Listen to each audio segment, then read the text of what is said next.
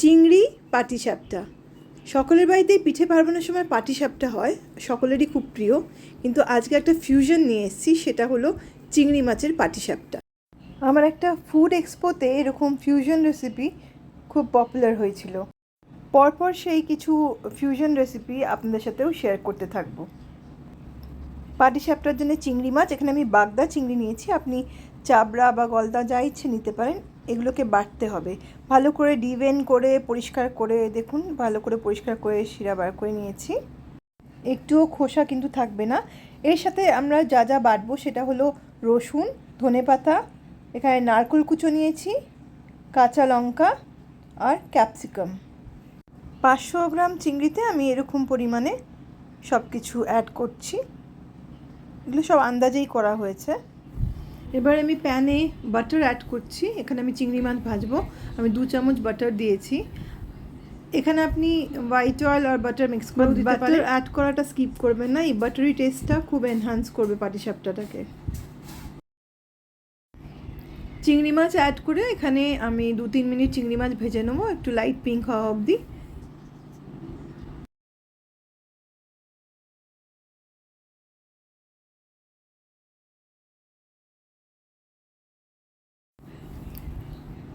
এবারে আমি চিংড়ি মাছগুলো নামিয়ে নিচ্ছি।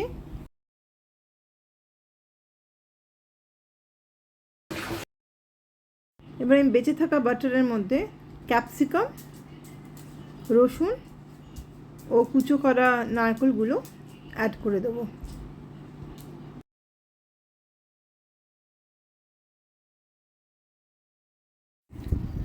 এগুলোকে জোর আছে আমি 1 মিনিট মতন ভাজবো। তারপরেই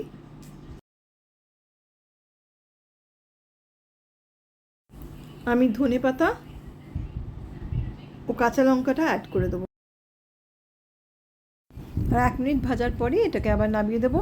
বেশি ভাজতে লাগবে না, এই জিনিসগুলো একটু কাঁচা থাকলেই ভাল লাগবে গন্ধটা।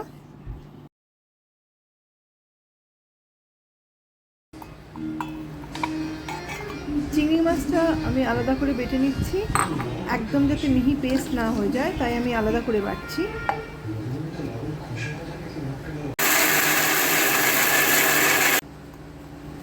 এরকম করে বেটে নিতে হবে।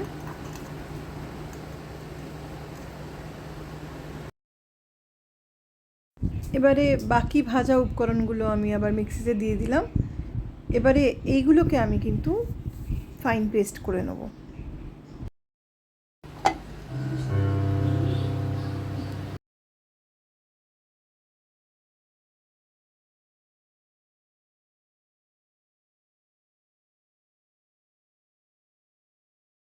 এবার এই গ্রিন পেস্টটা আমি চিংড়ি মাছে অ্যাড করে দিলাম।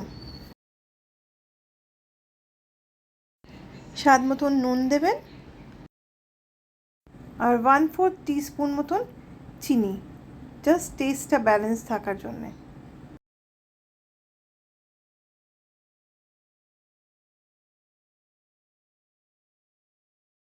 ভালো করে একটু মিক্স করে নিলাম।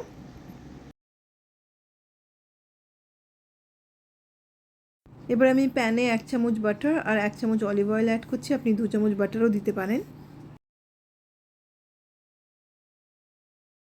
এবারে আমি আবার এই চিংড়ি মাছের পুরটা বাটারে দিয়ে দিলাম, 2 মিনিট নাড়াচাড়া করব।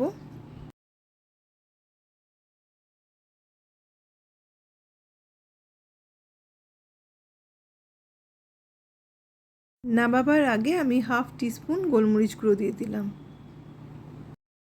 পাটিসাপটার পুর আমাদের রেডি। এবারে পাটিসাপটার জন্যে আমি 1 কাপ ময়দা নিলাম, 2 চামচ সুজি, 2 টেবিল স্পুন, একটু নুন, স্বাদ মতো নুন আর সামান্য চিনি, এটা চিনি গুঁড়ো। এবার আমি ব্যাটারটা দুধ দিয়ে গুলে নেব। ভালো করে গুলতে হবে যাতে কোনো লাম্পস না থেকে যায়।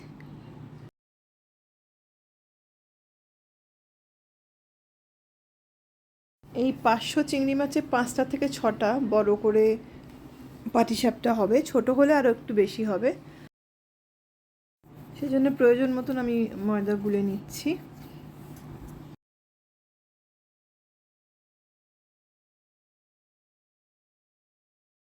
ব্যাটারটা স্মুথ হয়।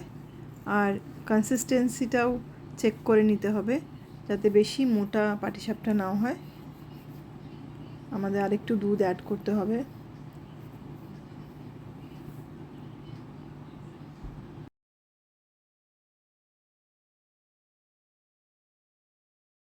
ব্যাটারটা এবার ঠিকঠাক কনসিস্টেন্সিতে চলে এসেছে। এবার আমি প্যানে বাটার বা অলিভ অয়েল ব্রাশ করে নেব। আমি একটু বড় সাইজ বানাচ্ছি, তাই জন্য 2 হাতা আমি ব্যাটার দিয়েছি অ্যাট এ টাইম। এবার তাওয়ার হ্যান্ডেলটা ধরে তাওয়াটা একটু রোটেট করলেই ঠিকঠাক স্প্রেড হয়ে যাবে ব্যাটার। এবার আমি চিংড়ি মাছের স্টাফিংটা পুরটা ভরে দিচ্ছি। ভালো করে পর্যাপ্ত পরিমাণে ভরতে হবে কিন্তু, নাহলে ভালো লাগবে না।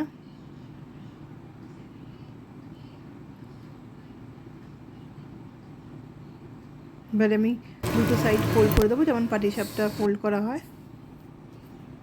বেশি ভাজবো না, এইরকম কালার, জাস্ট একটা হালকা পিঙ্কের ছোঁয়া আসলেই নামিয়ে দেবো। হার্ডলি 30 সেকেন্ডস লাগে একটা করতে। সেম প্রসেসে আমি সবগুলো করে নেব। ভীষণ টেস্টি হয় খেতে, বাটারের জন্যে বেশ একটা নোনতা টেস্ট আসে। কাঁচা লঙ্কা আপনি চাইলে একটু বেশি অ্যাড করে নেবেন। আর এটা আমরা মানে ডিনার হিসেবেও খাই। আপনারা কোনো দিন সানডে উইকেন্ডসে ডিনারের জন্য এরকম বানিয়ে অন্যরকম ডিনার করতে পারেন।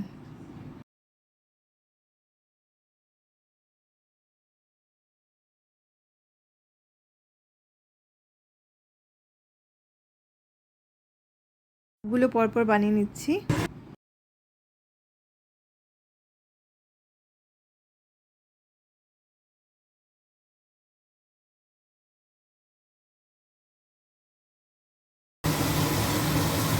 আমি এটা মাটন দিয়েও করি, সেটার রেসিপিও আমি পরে দিয়ে দেব।